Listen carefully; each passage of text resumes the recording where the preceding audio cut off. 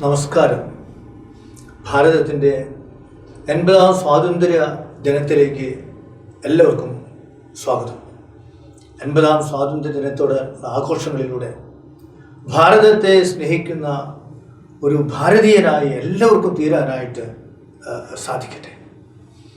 അത് സാധിക്കണമെങ്കിൽ എന്താണ് സ്വാതന്ത്ര്യം എന്നുള്ളത് മതങ്ങൾക്ക് അതീതമായി, ഹിന്ദു മതമാവട്ടെ, ക്രിസ്തു മതമാകട്ടെ, ഇസ്ലാം മതമാകട്ടെ, മതങ്ങൾക്ക് അതീതമായി മനുഷ്യൻ ആരാണെന്നുള്ള ആശയത്തെ മുൻനിർത്തിക്കൊണ്ട് പക്വമായി മനസ്സിലാക്കേണ്ടതുണ്ട്.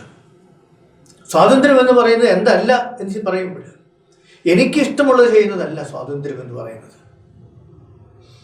എനിക്കിഷ്ടമുള്ളത് ചെയ്യുന്നത് മൃഗങ്ങളാണ്. അവരുടെ ആ സ്വാഭാവികമായ തൃഷ്ണയ്ക്കനുസരിച്ച് വിശക്കുമ്പോൾ ജീവികളെ കൊന്നു തിന്നും. ലൈംഗിക ആസക്തി ഉണ്ടാകുമ്പോൾ ലൈംഗിക ബന്ധത്തിൽ ഏർപ്പെടും. അതാണ് മൃഗത്തിൻ്റെ സ്വഭാവം. പക്ഷേ മനുഷ്യനെ അങ്ങനെയല്ല. പട്ടിണി കിടക്കുന്ന ഒരു കുടുംബത്തിലെ അമ്മ ഒരു കഷ്ണം ബ്രെഡ് കിട്ടിയാൽ അമ്മ പട്ടിണി കിടന്നുകൊണ്ട് കുഞ്ഞിനത് കൊടുക്കും. പക്ഷെ മൃഗങ്ങൾക്ക് അത് പറ്റുകയില്ല. അതുപോലെ ഒരു സ്ത്രീ ഒരു പുരുഷനെ കാണുമ്പോൾ, ഒരു പുരുഷൻ ഒരു സ്ത്രീയെ കാണുമ്പോൾ സ്വാഭാവികമായി അവളിലുള്ളതായ ലൈംഗികത ഉണർന്നാലും അവൻ്റെ ബുദ്ധി കൊണ്ട് വിവേചിച്ചറിഞ്ഞുകൊണ്ട് നിയന്ത്രിക്കാനായിട്ട് അവനറിയാം. അതാണ് മനുഷ്യൻ. അപ്പോൾ ആരാണ് മനുഷ്യൻ? മനുഷ്യൻ സ്വതന്ത്രനായ അല്ലെങ്കിൽ സ്വാതന്ത്ര്യമുള്ള മൃഗമാണ് എന്ന് പറയേണ്ടി വരും.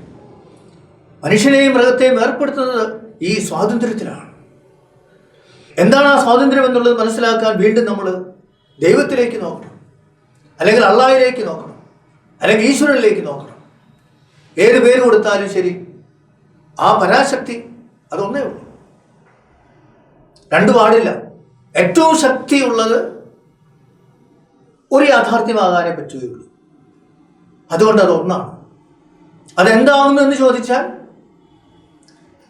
ഹൈന്ദവ വീക്ഷണത്തിലൂടെ ഒന്ന് പറയാനായിട്ട് ശ്രമിച്ചാൽ നേതി എന്നാണ് പറയുക. അതല്ല എന്ന് പറഞ്ഞാൽ എല്ലാറ്റിനും ഉപരിയായിട്ട് നിൽക്കുന്നതാണ്.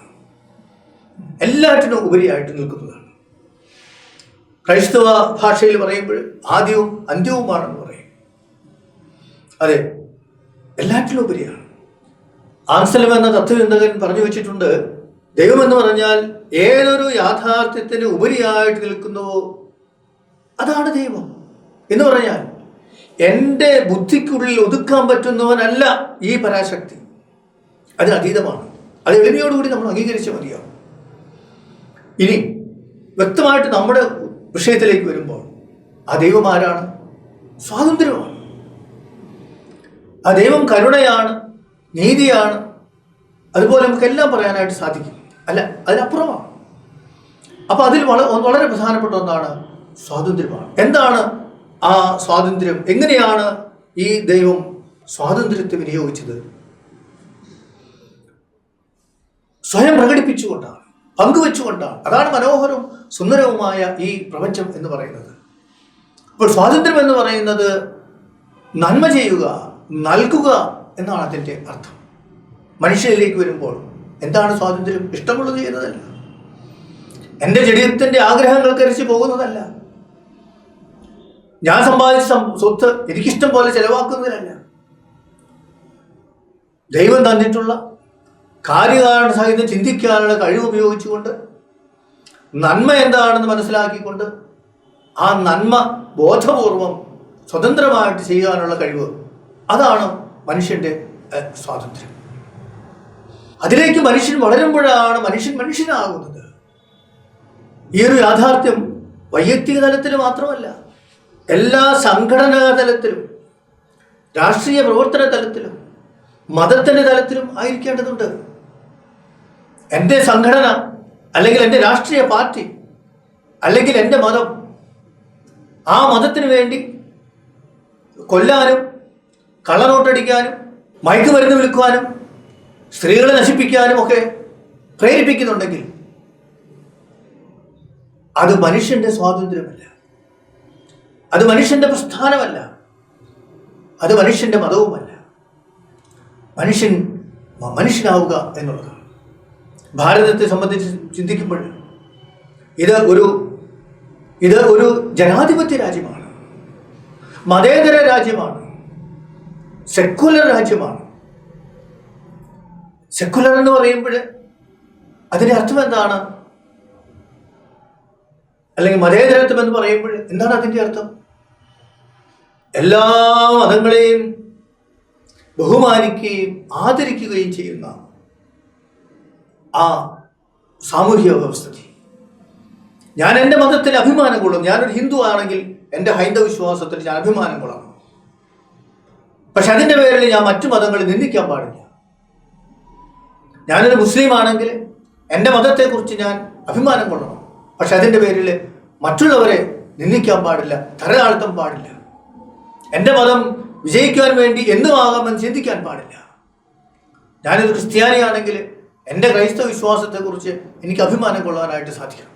അങ്ങനെ സ്വന്തം മതത്തിൽ അഭിമാനം കൊള്ളാൻ, അതേസമയം മറ്റു മതങ്ങളെ അംഗീകരിക്കുകയും ചെയ്യുന്ന ആ സ്വാതന്ത്ര്യത്തിലേക്കാണ് നമ്മൾ ഓരോ വ്യക്തിയും മാനുഷിക തലത്തിൽ വളരേണ്ടത്. ഈ 80ാം സ്വാതന്ത്ര്യദിന ആഘോഷത്തോടനുബന്ധിച്ച് ഭാരതത്തിൻ്റെ ആധ്യാത്മികതയെയും തത്വശാസ്ത്രത്തെയും ഒക്കെ വ്യക്തമാക്കുന്ന വന്ദേ മാതരം എന്ന ഗാനവും ജനഗണമന എന്ന ഗാനവും കൂട്ടാതെയും കുറയ്ക്കാതെയും അഭിമാനത്തോടു കൂടി ആലപിക്കാനായിട്ട് സാധിക്കണം. ഭാരതത്തിൻ്റെ ഭരണഘടന പറ്റില്ല മറ്റേതെങ്കിലും സംഘടനയോട്, മറ്റേതെങ്കിലും പ്രസ്ഥാനത്തിൻ്റെയോ മറ്റേതെങ്കിലും മതത്തിൻ്റെയോ നിയമാവലിക്ക് കൂടുതൽ പ്രാധാന്യം കൊടുക്കണമെന്ന് പറയുമ്പോൾ അത് ഭാരതത്തിന് എതിരായിട്ടുള്ള പ്രവർത്തനമായിട്ട് വരും. ഏതൊരു രാജ്യത്തിലെ അംഗവും ആ രാജ്യത്തിൻ്റെ ഭരണഘടനയെ അംഗീകരിച്ച് മതിയാവും.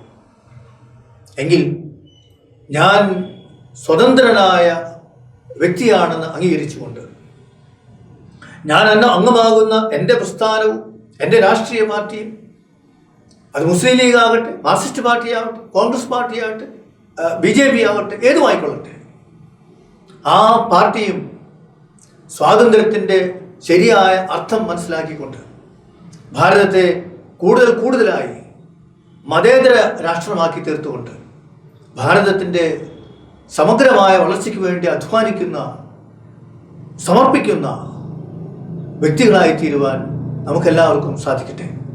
ഒരിക്കൽ കൂടി എല്ലാവർക്കും ഭാരതത്തിൻ്റെ 80ാം സ്വാതന്ത്ര്യ ദിനത്തിൻ്റെ ആശംസകളും മംഗളങ്ങളും നേർന്നുകൊണ്ട് നിർത്തട്ടെ. നമസ്കാരം.